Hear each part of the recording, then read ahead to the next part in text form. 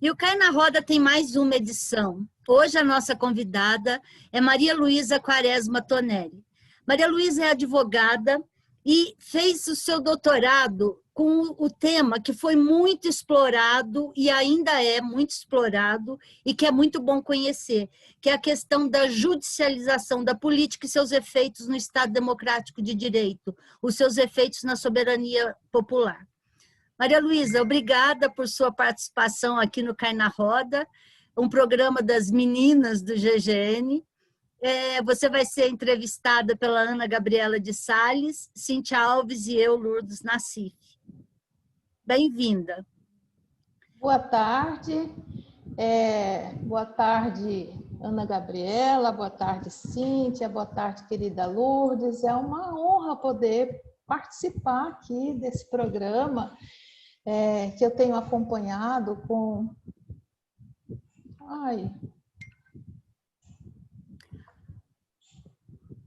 Caiu, né? Não. Não? Você está tranquila aí. Eu tenho acompanhado e é uma satisfação poder contribuir aqui nessa nossa conversa. Perfeito. Então, a roda de perguntas começo eu. Maria Luísa, a questão da judicialização da política. Isto fala-se muito. Isso tem a ver com a tomada de medidas que visem um determinado fim político pelo Poder Judiciário, ou é uma maneira de políticos barrarem os seus opositores? Explica essa diferença, por favor.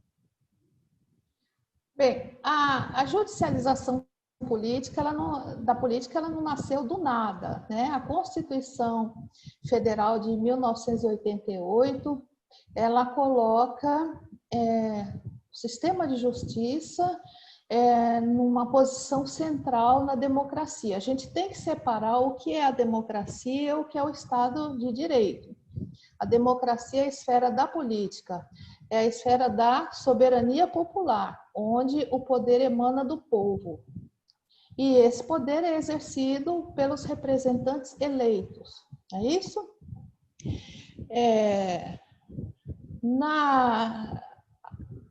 As decisões da esfera da política, elas têm uma natureza diferente das decisões no judiciário, né? O judiciário, o poder judiciário, ele atua na centralidade do Estado de Direito, porque nós vivemos no Estado, as democracias constitucionais, todos os cidadãos estão submetidos à lei, nós somos súditos da lei, é o império da lei. Existe uma certa tensão entre o Estado de Direito e a democracia, porque o Estado de Direito, ele vem também para impor limites ao poder político.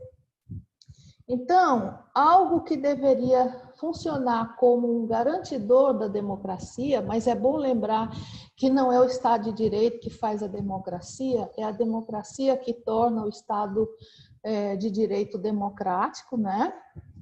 Então, mas a importância do Poder Judiciário, quando ele atua, digamos, politicamente, ao decidir questões que não são decididas pelo parlamento ou que são levadas pelos próprios parlamentares, o Estado de Direito, o Poder Judiciário, ele vai estar garantindo direitos das minorias, porque a democracia, ela a soberania popular é o poder da maioria, mas nem sempre as maiorias são democráticas. Muitas vezes, maiorias ocasionais, elas impõem uma certa ditadura sobre...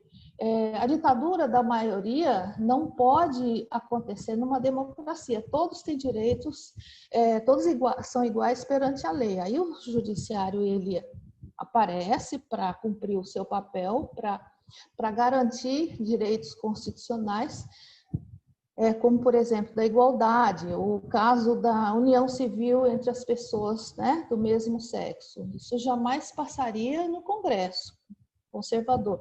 A Gisele Cittadino deu uma entrevista brilhante aqui para vocês.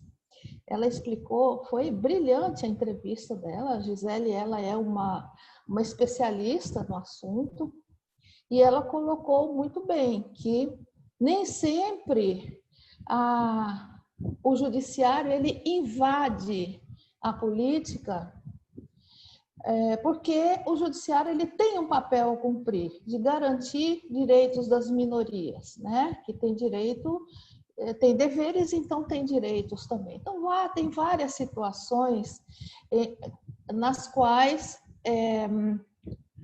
as pessoas recorrem, né, às instituições legítimas para recorrer ao judiciário, elas recorrem ao Poder Judiciário para a obtenção de direitos, né?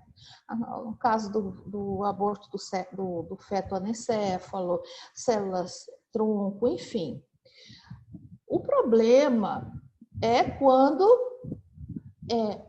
o próprio parlamento ele leva para o judiciário questões que devem ser decididas no âmbito da política, porque são processos decisórios distintos. O processo decisório no Congresso é um processo que opera pela lógica, pelo princípio da maioria, né? Porque o Congresso ele é majoritário, é um poder majoritário, e o poder judiciário é um poder contra-majoritário. Ele distingue, são decisões, embora os julgamentos sejam, né, no plenário, sejam por maioria, mas o Poder Judiciário, por exemplo, os tribunais, né, os colegiados, eles têm um poder contra-majoritário. Então, o problema da judicialização da política é quando o ativismo judicial, porque ele também não surge, há uma politização do judiciário, mas o ativismo judicial ele não surge do nada. Não são políticos, juízes querendo exercer o poder acima da política, eles são provocados para isso. Então, vou dar um exemplo aqui bem complicado, que eu acho negativo, que é uma invasão do poder judicial na política, ou seja, na democracia. A questão do princípio da não culpabilidade, ou no princípio da inocência, né? Está lá no artigo 5º da Constituição, é um direito fundamental. Todas as pessoas só podem ser consideradas culpadas após devido processo legal e que tenham recorrido até a última instância. Então existe essa tentativa, né, de querer mudar isso, para que a pessoa seja presa antes de que ela tenha esgotado todos os seus recursos, né? Então, isso é um problema, porque isso só pode ser decidido no Congresso, no Parlamento, né? Jamais pelo Judiciário. O Judiciário não pode decidir isso, mudar a Constituição, porque isso seria mudar a Constituição. E também, na minha opinião, algo que está no artigo 5º, ele deve ser considerado cláusula pétrea. Nem o Congresso poderia mudar por emenda, só por uma reforma, só por uma nova constituinte. Então, essa questão da judicialização da política, o problema é que quando se permite esse superpoder judicial, né, a gente pode dizer que é uma democracia tutelada. Você substitui o poder do povo pelo poder dos juízes, que não são eleitos. O juiz não representa o povo. O juiz não tem voto, né? Então, é algo muito preocupante, é algo que despolitiza a democracia. Isso é uma visão jurídica de mundo, né? É uma visão estritamente jurídica de mundo, porque a gente dizer que a gente vive sob o império da lei, porque o Estado de Direito é o império da lei, ninguém está acima da lei, né?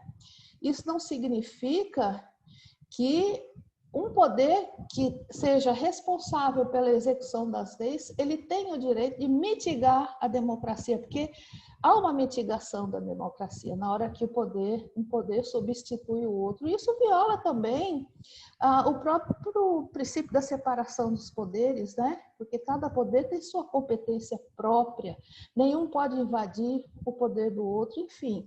É uma longa discussão. Mas, em suma, é isso. A gente fica numa encruzilhada, né? Diante dessa situação, né? Que, como eu já falei, não surgiu do nada, né? Mas, enfim. Maria Luísa, eu queria entender um pouquinho melhor, assim, para ficar claro. Quando a gente fala judicializar a política, é a mesma coisa que politizar o judiciário? Porque você citou aí, por exemplo, um fenômeno talvez que seja positivo, que é a questão quando o judiciário garante direitos das minorias, né? Quando o Supremo, por exemplo, discute temas que o Congresso é omisso e não quer aprovar. Estamos aí garantindo os direitos da minoria, eu entendo que isso seria judicializar a política. Agora, politizar o judiciário é a mesma coisa para vocês que estão estudando esse tema? E aí nesse aspecto de politizar o judiciário que a gente está falando dos efeitos colaterais negativos para a democracia, é isso? Não, são distintos.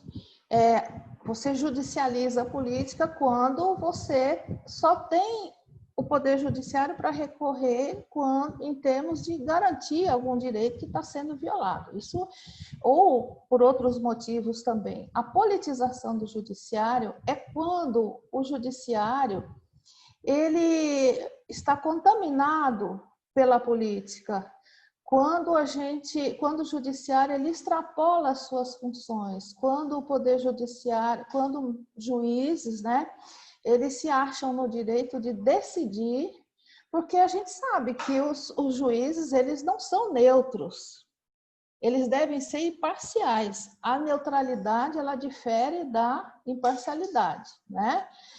Não existe ser humano neutro.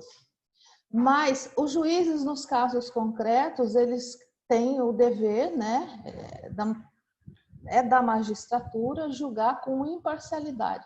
Mas o que a gente observa algumas decisões, né, que são impregnadas pela ideologia, porque os juízes eles têm uma ideologia, são pessoas, são seres humanos, são falíveis, né?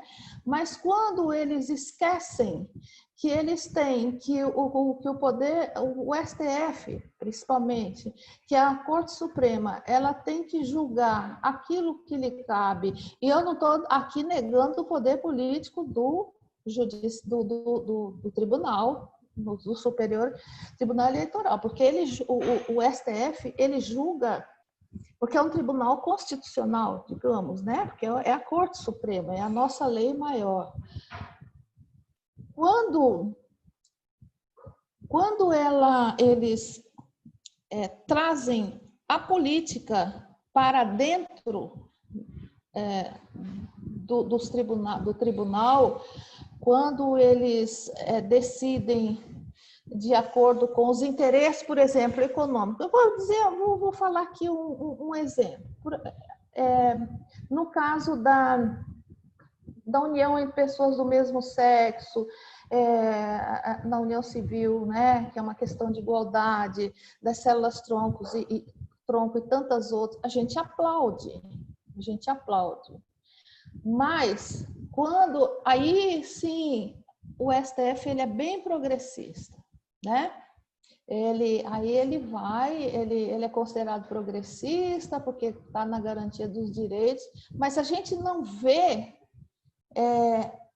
o STF peitando alguma coisa que seja contra o interesse econômico, né?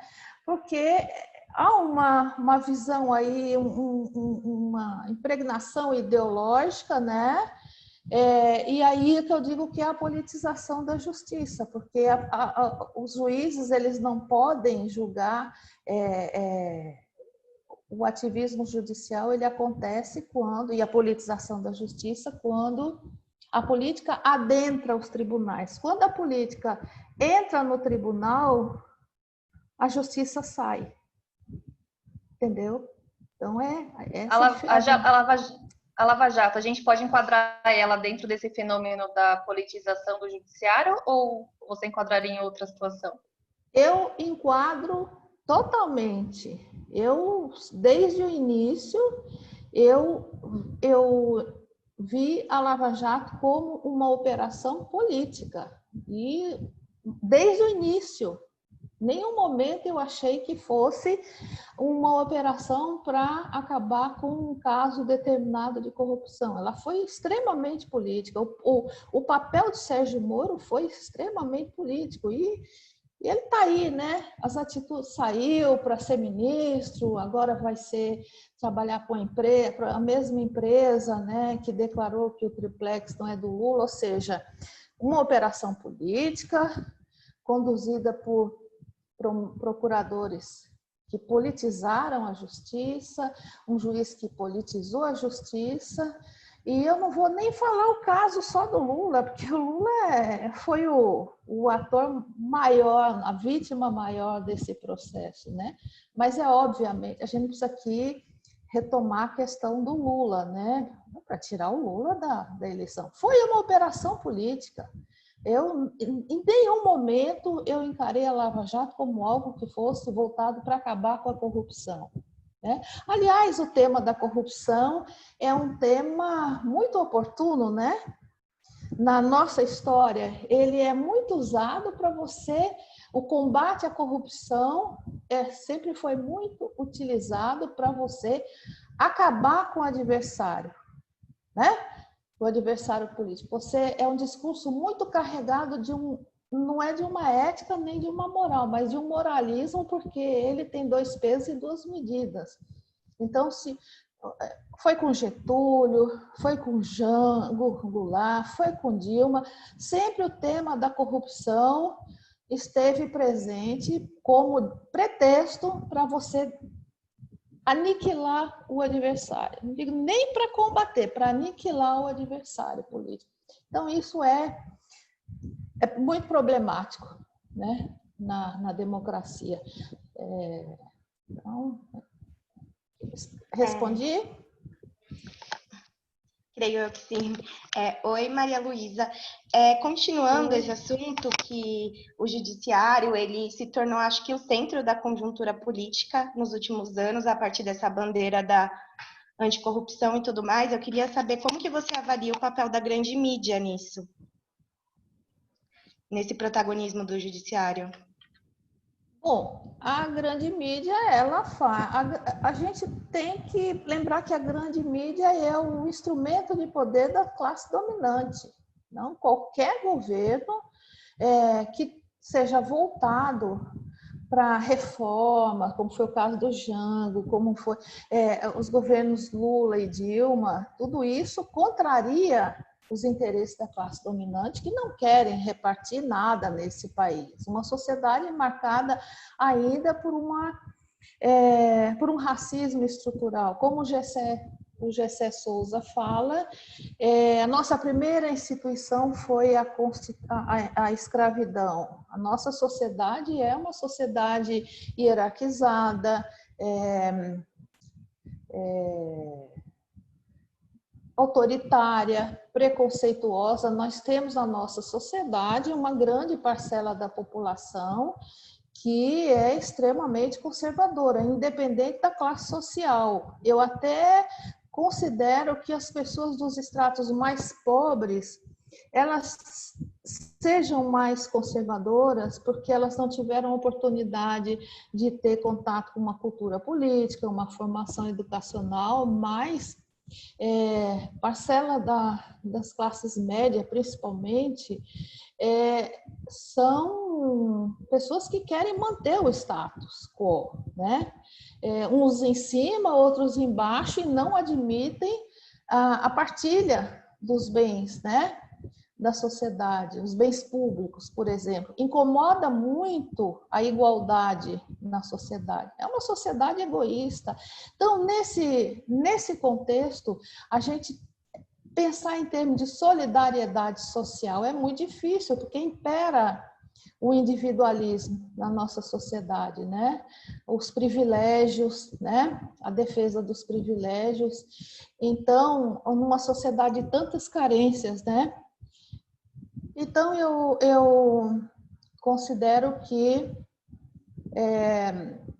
é muito difícil a gente superar, difícil, não, quando eu falo difícil, não é impossível, a gente superar esse momento de conservadorismo, dessa onda, que não vai ser fácil, né? Porque as pessoas estão muito preocupadas com a sobrevivência, e é normal que assim seja, mas tem muito também de desejo de manter os privilégios, né? Ou pelo menos de não perder os privilégios, né? Porque é isso. Tem mais Também, alguma coisa no que você me perguntou? Fora... Não?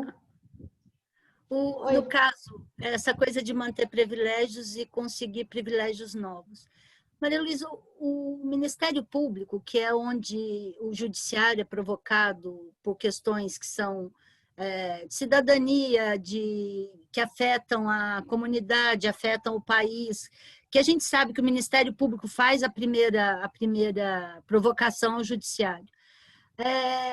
O Ministério Público de São Paulo, por exemplo, está provocando de uma forma um pouquinho diferente.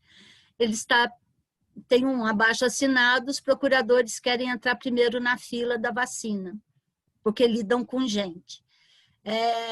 Esse tipo de coisa que a gente tem visto dentro do Ministério Público é uma coisa que tem jeito, porque algumas coisas são difíceis, mas não são impossíveis. É possível dar um jeito no que está acontecendo no Ministério Público, porque quando fala do mensalão, você fala do Ministério Público. Quando você fala da Lava Jato, você fala do Ministério Público.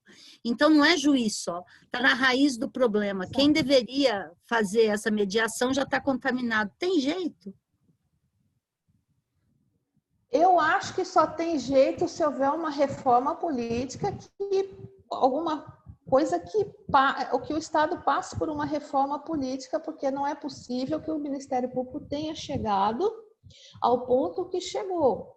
Como você bem falou, o judiciário ele só age por provocação. Né, o Poder Judiciário não age por vontade própria, ele é provocado. Essa questão da vacina do Ministério Público é uma aberração. Porque imagine, porque eles lidam com gente e nós lidamos com quem? Os soldados, a polícia lida com quem? Né? Os médicos, enfim, todo mundo lida com gente. Algumas profissões com mais, outras com menos. Agora dizer que porque eles lidam com gente, eles terão o privilégio, porque eu acho que a vacina ela é um direito, claro. As pessoas, é questão de vida, né? Da saúde, né? Essa pandemia que é algo que mundial, né? E que a gente não imaginava nunca passar por isso. Aí o Ministério Público, que é o fiscal da lei, porque o papel do Ministério Público não é mais o acusador, como era lá antes de 88, ele a sua função precípua é ser o fiscal da lei, mas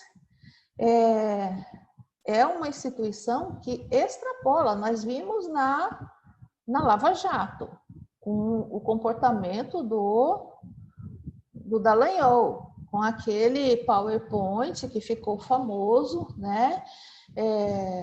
O Lula no centro da organização criminosa, ele chegou ao absurdo dizer que não tinha prova, mas tinha convicções. Como que um procurador de justiça, que é membro do Ministério Público, que tem como função primordial ser o fiscal da lei e achar que as convicções pessoais deles, né, seriam suficientes para condenar o homem. E condenou, né? E ajudou a condenar, e o Lula foi preso injustamente. Então, o Ministério Público, existem exceções, obviamente, porque o Ministério Público ele não ele é feito de pessoas, mas a instituição Ministério Público, ela criou uma força tal, né, no Estado brasileiro, que age politicamente, atua politicamente, não de acordo com o direito. Isso é um absurdo, isso, achar que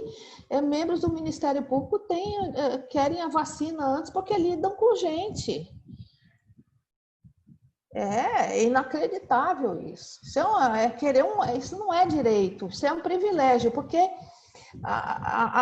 privilégio é algo que está longe de ser direito, né? A gente sabe disso, né? E isso é privilégio, sim, querer manter, porque é o que eles querem, manter os privilégios, né?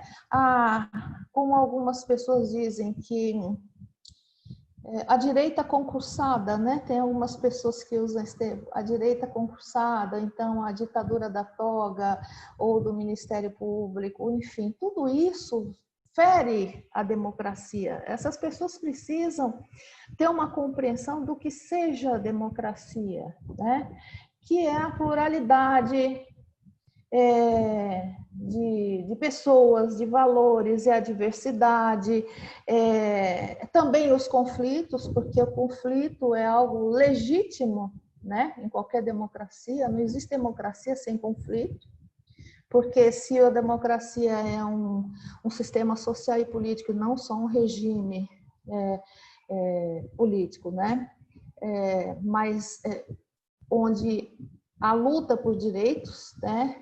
E luta por garantias de direitos existentes, luta por direitos novos, enfim, a própria diversidade numa sociedade, ela justifica. Aliás, a democracia, desde as suas origens, o conflito está no centro da política, né? Agora, a questão é que as pessoas não têm noção de que nem tudo se resolve pela lei, e sim pelo diálogo, porque a política é a arte do diálogo, da negociação, e aí a produção de consenso, porque o conflito vem a priori na democracia.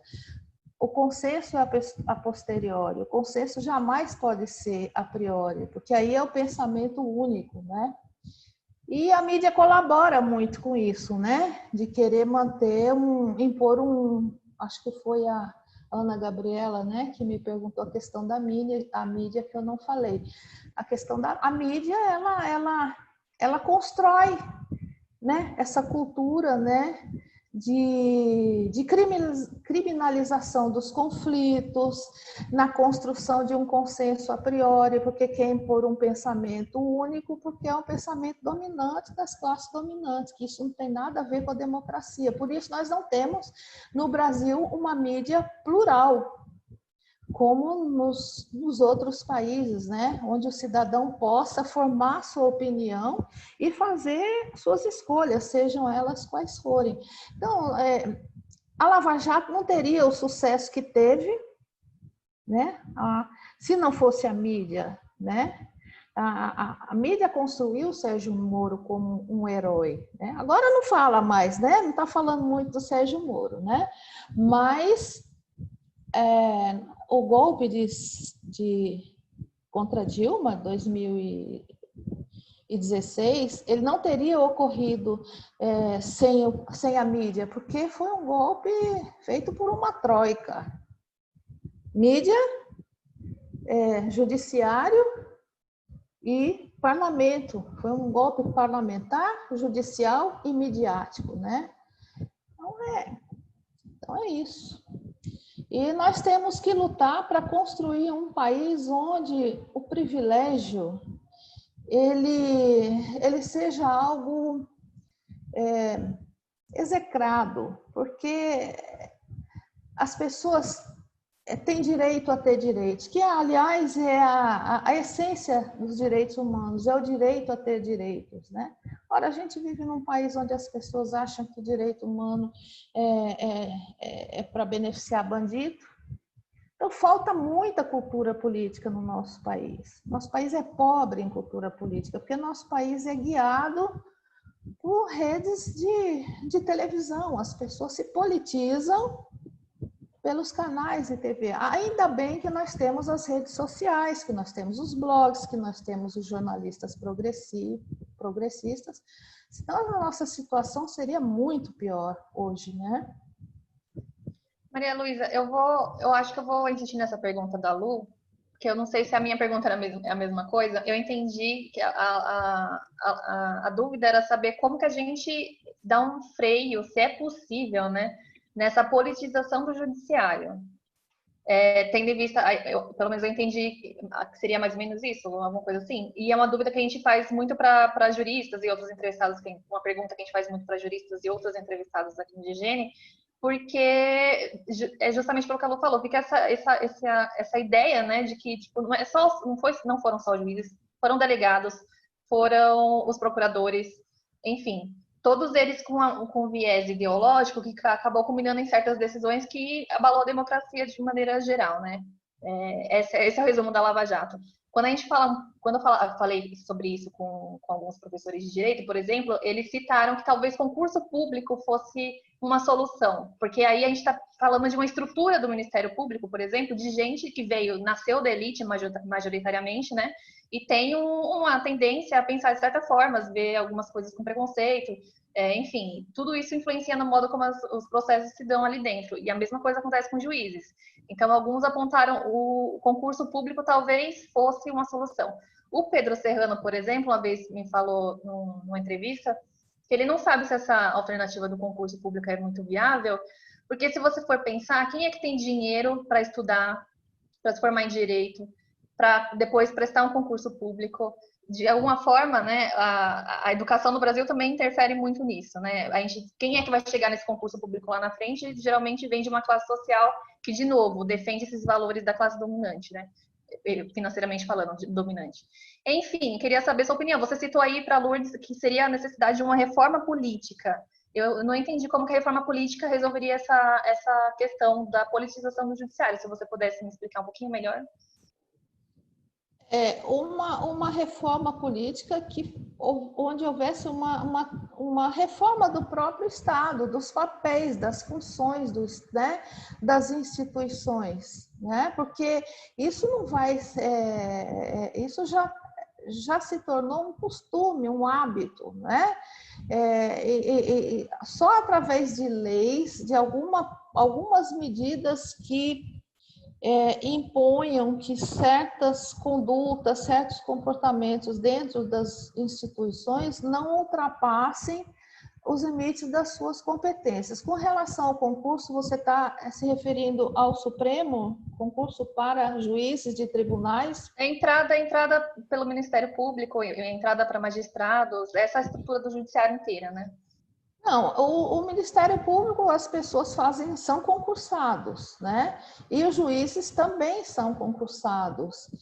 Tem gente que fala, que defende a ideia de que juízes de tribunais também deveriam ser concursados. Eu não concordo.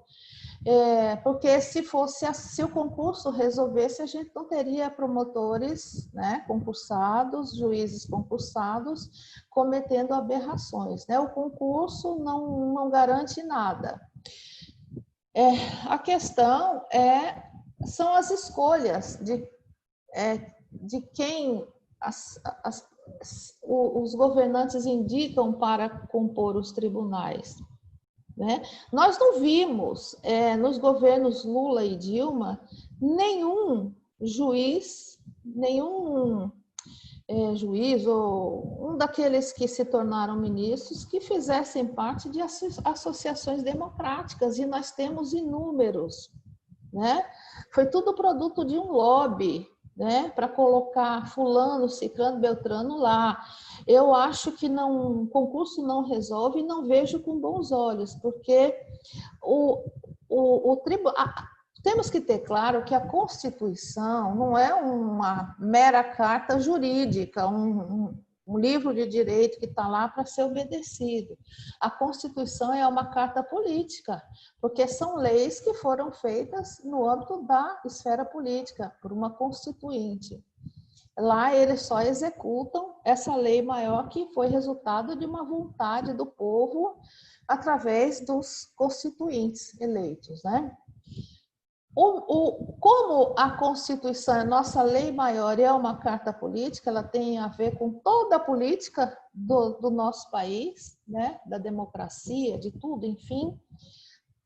Os julgamentos deles, o julgamento em tribunal, ele tem um caráter político, mas não naquele sentido que a gente falou lá da politização da justiça, mas na consciência de que é uma lei maior e ela é uma carta política, ela não é simplesmente uma carta jurídica e que o ministro ele vai julgar de acordo com o que ele pensa a respeito da política. Então, eu acho que cada governante tem o direito, sim, de escolher os ministros que tenham a ver com a ideologia deles. Por exemplo, um governante progressista não vai colocar um cara de extrema-direita no STF. Claro que a gente sabe que depois que entrou lá muda, né? Quando eles querem ser, eles são ótimos, eles, né, Vamos lembrar que a gente mata no peito, enfim. Mas depois que sentou naquela cadeira ali, né? Aquela cadeira parece que tem um efeito, né? Aí as coisas mudam, né? Esquecem do povo, porque embora não seja um poder majoritário, embora o Supremo não seja, o STF não seja um poder majoritário, mas indiretamente eles estão lá por causa do povo, porque eles são escolhidos por alguém que foi eleito pelo povo, né? Então é isso. Maria Luísa, a minha pergunta agora é como que você avalia os efeitos para a sociedade da criminalização dos movimentos sociais? Porque nos últimos anos, a gente, vira e mexe, a gente sempre assiste prisões de líderes de movimentos e, citando um caso mais atual, nas eleições municipais aqui de São Paulo, o prefeito reeleito, Bruno Covas, ele tentou queimar o Boulos, vamos dizer assim, dizendo que ele era radical por ser líder do movimento dos trabalhadores sem teto, da frente do povo sem medo. Então, como que você avalia essa criminalização dos movimentos sociais para a nossa sociedade? Bom, primeiro que é para acabar com os movimentos sociais, né? Porque não interessa as classes dominantes que haja conflito na sociedade, porque as classes dominantes elas negam os direitos dos movimentos sociais. Por isso que a gente está aí vendo o racismo explícito, a violência contra as mulheres, contra pessoas LGBT, né? Principalmente as mulheres trans, né? Assassinadas, travestis, negros, indígenas, violação dos direitos de crianças e adolescentes. Agora, quando eu falo isso, eu não estou falando de pessoa de classe média. As pessoas desses segmentos que sofrem violências, elas são pobres. Nenhum LGBT rico vai ser morto, nenhum negro rico vai ser assassinado, é o jovem negro da periferia, tem a ver com a pobreza, porque na nossa sociedade, então, os movimentos sociais eles são criminalizados porque a nossa sociedade não admite o conflito, não admite que os direitos sejam para todos. Então, é querer extinguir, é criminalizar, você torna bandido. As pessoas acham que o MST é uma gangue, são bandidos. O MTST, não sei nem como o Boulos conseguiu chegar ao segundo turno com tanto voto, porque toda uma criminalização, sim, em torno dos movimentos sociais, né? Então, eu vejo assim, que, nesse contexto, existe uma clara vontade de postura higienista, né? As classes dominantes, elas têm uma visão higienista da sociedade. Vamos limpar a sociedade, a noção de pureza, né? O indesejável, que é o pobre, dos segmentos, esse pode ser preso, não precisa ter garantias legais, né? Quando tem um massacre num presídio, tem tanta gente que fala, é melhor mesmo, diminui o número de bandidos, né? Enfim, nós estamos vendo aí crianças e adolescentes cooptadas pelas facções. É um caso sério isso, estão entrando para o mundo do crime muito precocemente. Quem lida com criança e adolescente, que é o meu caso, uma das questões que eu trabalho, no cargo que eu ocupo atualmente, a gente se espanta, porque hoje a criança e adolescente que está no sistema socioeducativo não é a mesma criança e adolescente de 15 anos atrás. São crianças que são cooptadas pelo crime. E se não entrarem, a família ameaçada, ameaçam de matar. Então, é um problema sério. Então, essa concepção assim higienista, vamos limpar, nós vamos resolver o problema, todos os problemas da sociedade, né? Eliminando as pessoas, né? Essa é uma visão higienista e isso tem muito a ver com a visão fascista, né? Um fascismo social. É uma negação de direitos, né?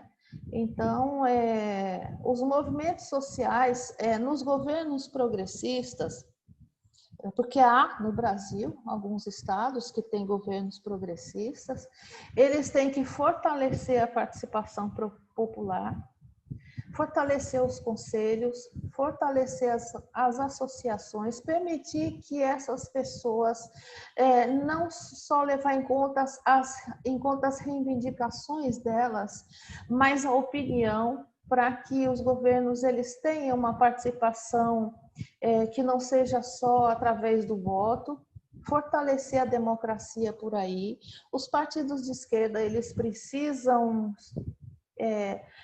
dialogar mais com a sociedade, com os mais pobres, para que a gente possa ter condições até de dialogar e combater essa criminalização dos movimentos sociais, porque isso, no fundo, é a criminalização da política, é a criminalização da democracia. Ora, como que uma democracia, como um movimento social pode ser considerado criminoso se a própria da democracia luta por direitos, os conflitos sociais, entendeu? Então, e nós temos que ter muita ciência disso, porque a violência contra os movimentos sociais e contra os segmentos vulneráveis só aumenta.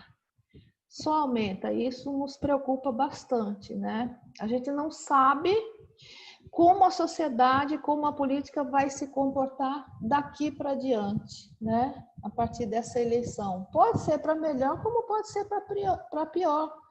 Eu acho que isso depende muito de cada um de nós, dos cidadãos, de que forma a gente pode contribuir, de que forma a gente pode colaborar para que a gente consiga mudar essa realidade, né? Que é bem cruel, é bem preocupante no que nós estamos vivendo hoje. Maria Luísa, se o judiciário ele é o contra-majoritário, é o que vai defender direitos de minorias, ou seja, minoria é toda uma gama de desprotegidos de alguma forma, seja racial, seja econômico, seja... Então, que esperança nós podemos ter no judiciário, por exemplo, se uma Rosa Weber, ela mantém uma pena de um rapaz que roubou 2 shampoos. Uma pena altíssima para um roubo de 2 shampoos. E não vai para a justiça o caso de um Carrefour cujo vigilante matou um negro. Então, assim, que esperança nós podemos ter de que essa justiça sirva realmente de escudo para que a sociedade tenha alguma espécie de proteção nas suas coisas mais básicas? Existe isso? Parece que eu estou ficando cada vez mais poliana nessas entrevistas aqui. Eu quero o mundo perfeito. Eu também.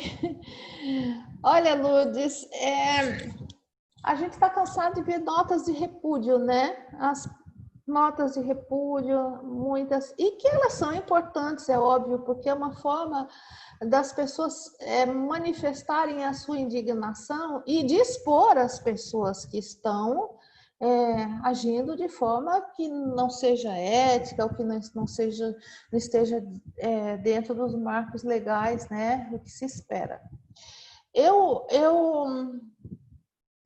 acho isso uma tarefa bem difícil. Num caso como esse, da ministra Rosa Weber, porque é o seguinte, o judiciário ele não pode ser influenciado pela opinião pública, né? Ao contrário do que diz lá o Barroso, né? Que é o iluminista lá do Supremo, né?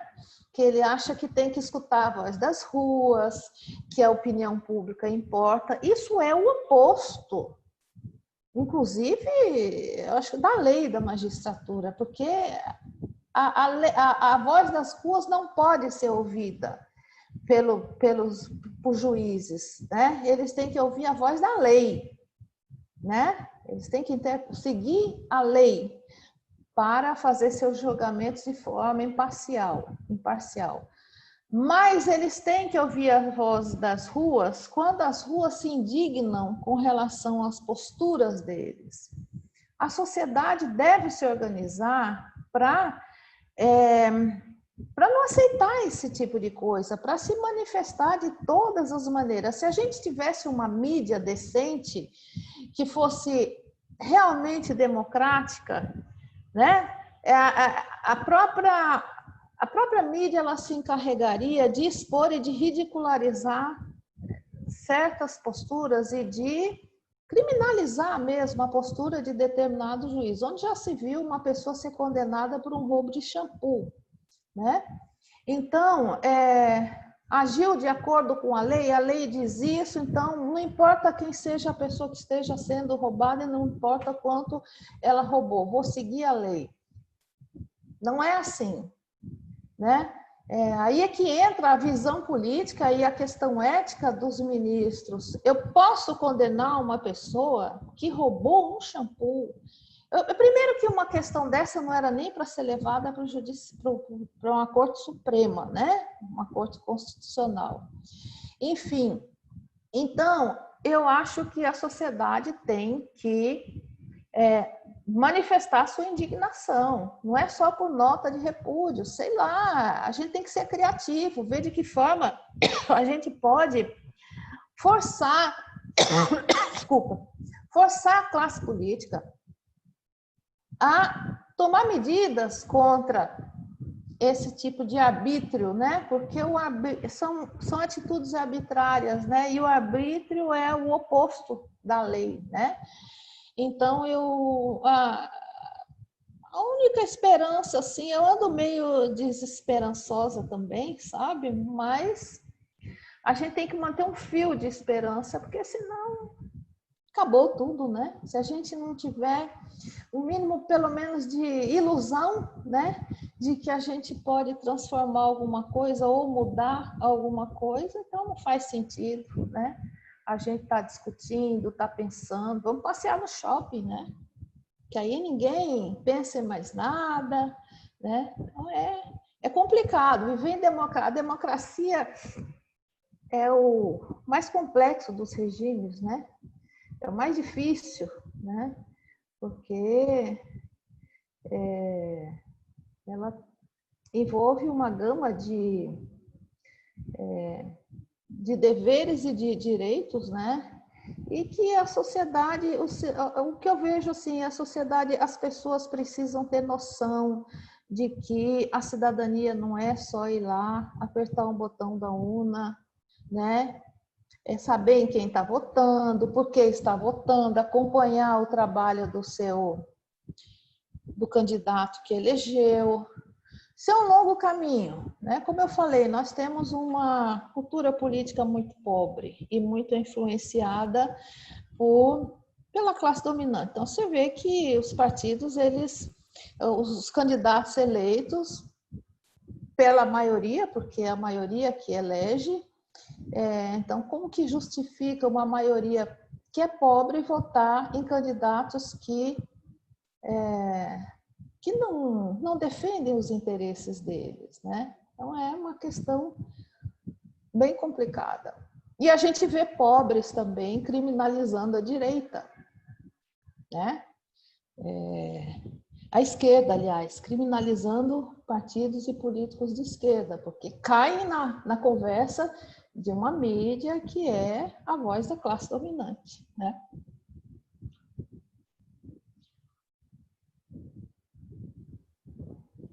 No caso você trabalha com crianças e adolescentes em situação de vulnerabilidade, né? E falou desse aumento que as crianças e adolescentes de hoje são cooptadas para o crime e não são iguais às crianças de 15 anos atrás. 15 anos é muito tempo, é só uma geração. Então, nós estamos tendo nós estamos indo com uma velocidade muito grande em direção a não é um caminho sem volta, mas em direção a um mundo em que, para voltar e retomar, é muito difícil. Que dentro do sistema judiciário, então daí entra a MP, entra tudo que a gente tem em mãos, o que a gente poderia usar, por exemplo, para tentar barrar algumas das coisas que são mais gritantes hoje na sociedade? O cidadão comum, eu quero dizer. Onde eu posso ir, quem eu posso contar, com quem eu posso contar para que alguma coisa que eu esteja vendo e que não esteja de acordo possa ser contestado, ou possa ser assim, naquela coisa de diminuição de danos, né? Contenção de danos. Eu sou subsecretária de Direitos Humanos de uma secretaria no governo do estado do Rio Grande do Norte, né? Então, a minha subsecretaria, ela abarca todos, diversidade sexual, igualdade racial, pessoa com deficiência e direitos humanos propriamente dito, que são a questão da população em situação de rua, refugiados e apátridas, enfim, é uma gama. Os segmentos são muitos que eu trabalho diretamente. Ao mesmo tempo, sou presidente do Conselho de Direitos da Criança e do Adolescente, Conselho Estadual da Criança e do Adolescente no Rio Grande do Norte, por isso que eu citei a questão da criança, né? Nós temos conhecimento, eu tenho conhecimento tanto por fazer parte do Conselho, por presidir o Conselho até julho do próximo ano, como subsecretária de Direitos Humanos, porque nessa minha subsecretaria nós trabalhamos a política da criança e do adolescente. Então, no caso da nossa realidade aqui, né, no Rio Grande do Norte, essa secretaria que eu trabalho, ela tem uma ouvidoria em direitos humanos. Qualquer tipo de violação, a pessoa pode ligar para fazer a denúncia ou até anonimamente. E a ouvidoria, ela faz todo aquele fluxo. Ela vê uma denúncia de uma violação, de um abuso sexual numa menina, uma criança, por exemplo. Ela vai acionar o Ministério Público, a Secretaria de Segurança, ela vai a ouvidoria da Secretaria de Segurança, né? Ela vai acionar o Ministério Público, a Defensoria Pública. Existe todo um conjunto de instituições que deverão estar envolvidos para averiguar e solucionar esse problema. Criança ameaçada de morte. Tem muitas crianças ameaçadas de morte. Existe um programa chamado Programa de proteção às crianças e adolescentes ameaçados de morte. O Rio Grande do Norte está, nessa semana, celebrando esse convênio que vai executar esse programa aqui através da Caritas, né? É um programa de proteção às vítimas, né? Crianças ameaçadas de morte. Tem muitas. É muito sério isso. Uma criança que presencia um crime, né? Ela é ameaçada de morte. Ela tem que ser protegida. Ela tem que sair da sua casa. E isso tem acontecido cada vez mais. Então, nós aqui, eu estou falando em termos de Rio Grande do Norte, aqui nós temos desenvolvido mecanismos para a proteção dessas crianças e tem aqui o sistema socioeducativo, né, que lida com as diversas problemáticas referentes aos meninos envolvidos com as facções, né? Isso é um problema seríssimo. Então, eu quero dizer assim, que a gente falou aqui no Ministério Público, mas eu tenho que ser justa. O Ministério Público da Criança e do Adolescente é digno de elogios. A gente é muito cobrado. Na minha secretaria, minha subsecretaria é muito cobrada pelo Ministério Público, é muito cobrada e deve ser, a gente não pode achar ruim, porque determinadas questões, o Ministério Público ele é parceiro, entendeu? Ele cobra porque ele está cobrando com que a lei seja cumprida. E os promotores da criança e do adolescente têm um papel muito importante. É um trabalho incessante. E a gente tem que andar na linha, a gente tem que andar de acordo com a lei. E quando eles cobram com razão. Então, a gente tem que ser justo. O Ministério Público, em situações diversas, ele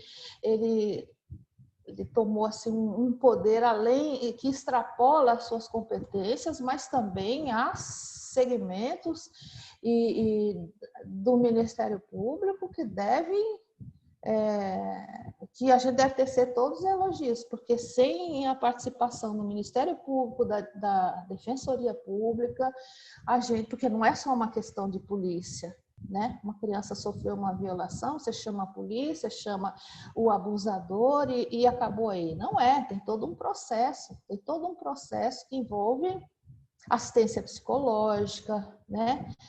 Aí entra a Secretaria da Saúde. Então, dá para a gente resolver as questões.